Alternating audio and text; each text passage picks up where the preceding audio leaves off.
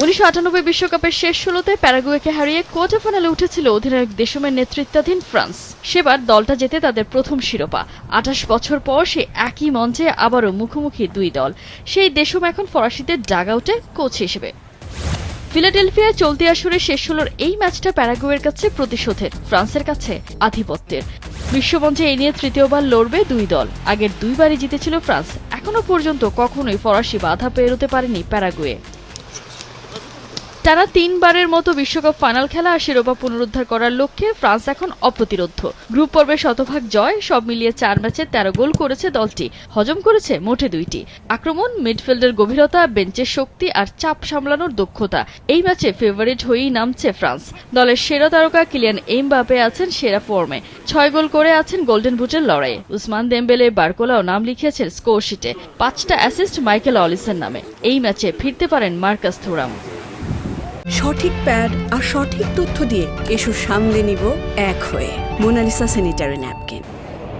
অতীত সঙ্গ না দিলেও এবারের বিশ্বকাপে সবচেয়ে বড় অঘটন ঘটিয়েছে এই প্যারাগুয়ে। 4 বারের বিশ্ব চ্যাম্পিয়ন জার্মানিকে বিদায় করে আত্মবিশ্বাসে টইটুম্বুর দলটা। ফ্রান্সকে হারানোর মন্ত্র দক্ষিণ আমেরিকান দলটার জানা। জমাট রক্ষণের সাথে দ্রুত কাউন্টার অ্যাটাক আর লড়ে যাওয়ার মানসিকতা প্যারাগুয়েকে করেছে শক্তিশালী।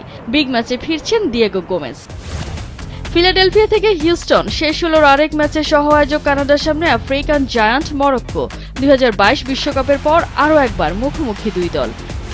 মোট 4 বারের দেখায় মরক্কোকে কখনোই হারাতে পারেনি কানাডা। মরক্কোর 3 জয়, বাকি 1 ম্যাচ ড্র। সেই ইতিহাসই বদলাতে চাইবে কানাডা। মরক্কো আছে দারুণ ফর্মে, শেষ 9 ম্যাচে অপরাজিত দলটি। মরক্কোই প্রথম কোনো আফ্রিকান দল যারা টানা 2 বিশ্বকাপে নকআউটে জয় পেয়েছে। রাউন্ড অফ 32-তে টাইব্রেকারে হারিয়েছে নেদারল্যান্ডসকে।